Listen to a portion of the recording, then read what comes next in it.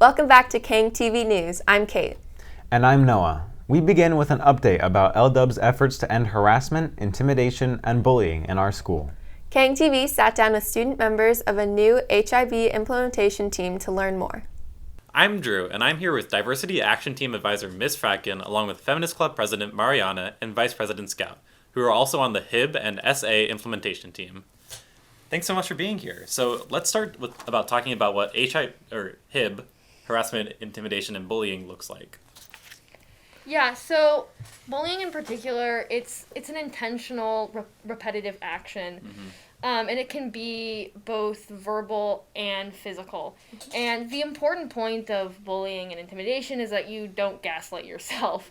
If you've talked to them and they're still not changing whatever they're doing that's making you feel bad, whatever it is, even if it's small, then that's bullying and that's intimidation. And it's important to identify it as that. Mm-hmm. For sure.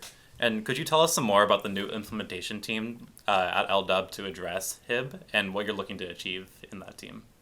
Yeah, so right now we are because we had just a couple of months ago rolled out our new reporting tool, or basically taking the data from the reporting tool and also anecdotal responses from the reporting tool and trying to first of all increase awareness for what harassment, intimidation, bullying is, what sexual assault is, but also making sure that we are improving incrementally the reporting tool based on the reports that we've gotten, so that our kind of trust between students and administration is just the best it possibly can be, and that administration is handling the reports to the students kind of what they want to see. According to the students, Yeah, and so I know that many victims are too scared to report, and bystanders don't really want to get involved. Right. But you've actually found research that shows that students who do intervene actually end up with better mental health and academics. Could you tell us some more about that research? Yeah, so there's actually a study done over a 5-year period, and it was done with both middle school and high schoolers. And basically it found that obviously students who are being bullied and are doing the bullying have really low optimism, and they have a low sense of hope, and are obviously sad. But the study itself actually focused on the groups of people like bystanders, and it was broken up into 2 groups. There was bystanders, and then there was people who intervened. And it found that the bystanders had a low sense of hope specifically for their school, and they were sad. But the people who intervened had a high sense of hope, specifically related to school, and actually had higher academics because of that. So the whole, honestly, takeaway from this is that if we change how we deal with harassment and bullying at our school, we can positively affect people, and create a better, more healthy environment for us here, and better education, which is what we're all here to do. We're here to learn. And so if we do that at LDUB, we create this culture where it's not acceptable. And that's bottom line, that's what we all want. And administration, students, we just have to communicate and work together to make that, which requires trust in the school, and trust that they will get justice for us and help people being bullied and help the bullies get the help that they need. Right. Yeah, and I think another really, an important takeaway that you just touched on, but I want to emphasize, is that trust between administration and students is a big reason why a lot of people don't report or talk to administration about things that they see. So a lot of the reason why people don't intervene is because of the difficulty to feel trust towards administration. Yeah.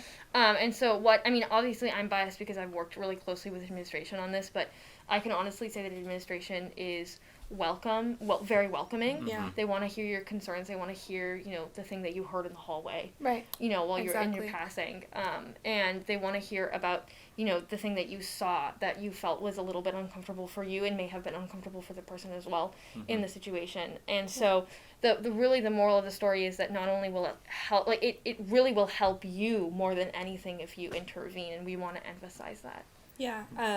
To add on to that really quick, I think too what I mean by culture is not only with administration, but with students. If you see something and there are people just being bystanders, be that person that intervenes. Be the person that speaks up and says, that's not okay, you can't say that. Or go up to the person that was being bullied and say, hey, are you okay? Maybe you should talk to someone else.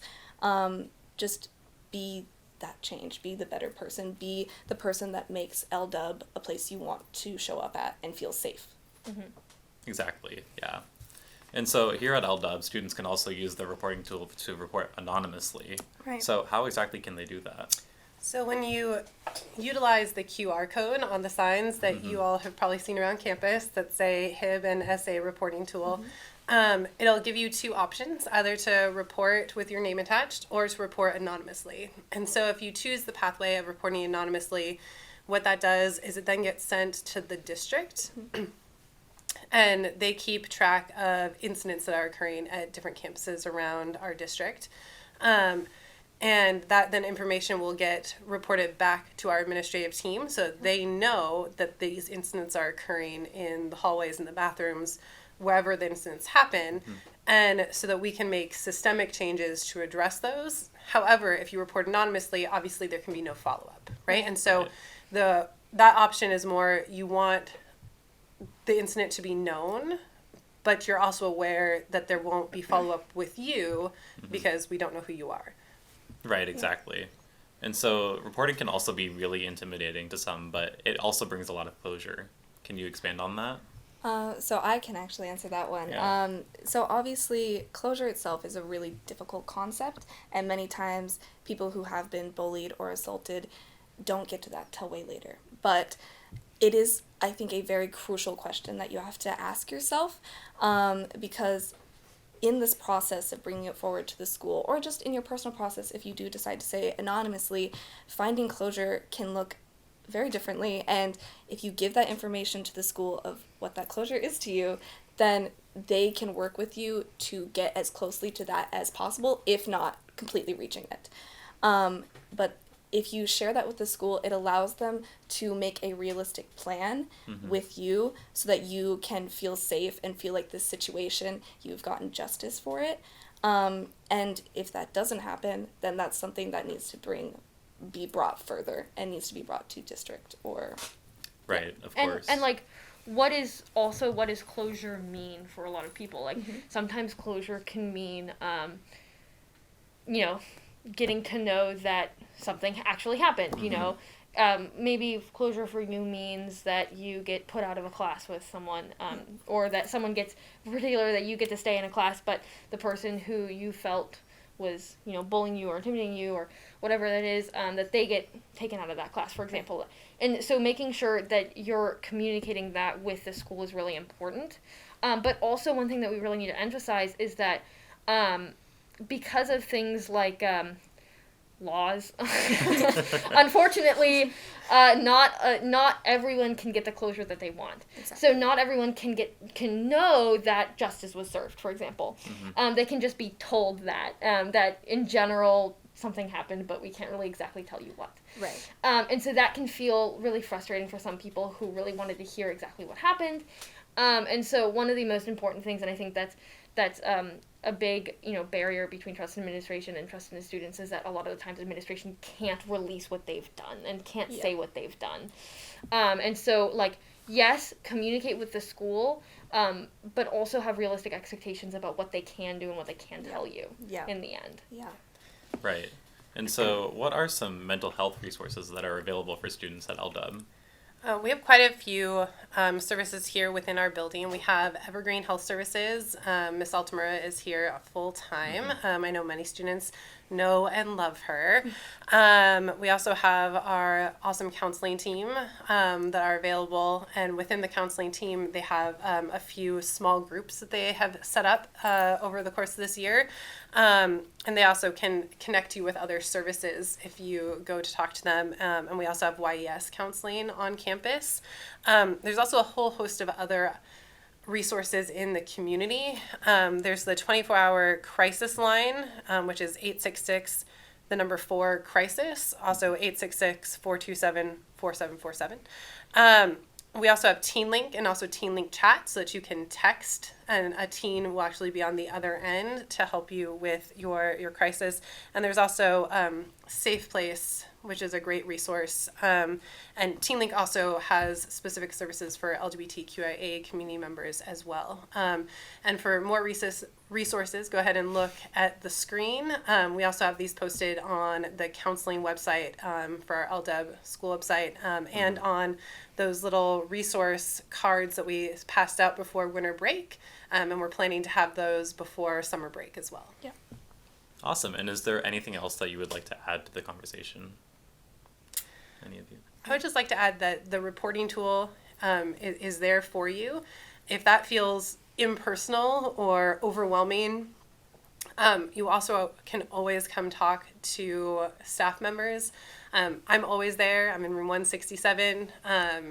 Anyone wants to come talk to me, that's perfectly wonderful. I know my co-advisor, Ms. Mahoney, feels the same way, and the Feminist Club advisors, Ms. Gamache and Ms. Anderson, are always here for you, and of course, Ms. Ring, up here in 330. So we are always available to you, as is the admin team, and again, the counselors. And that's also goes to speak of, to know that when you come to us, we will believe you.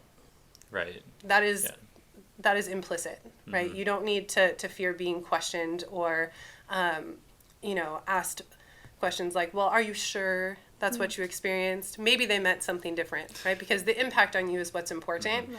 And if that is not the response, right, we are also here for you to support, right? It doesn't necessarily stop with one person either. We're all a team, right? And so if you're ever frustrated by a response of a staff member, know that there are other staff members, and we are all here to support you, and want to make sure that all students feel welcome and safe. Mm-hmm.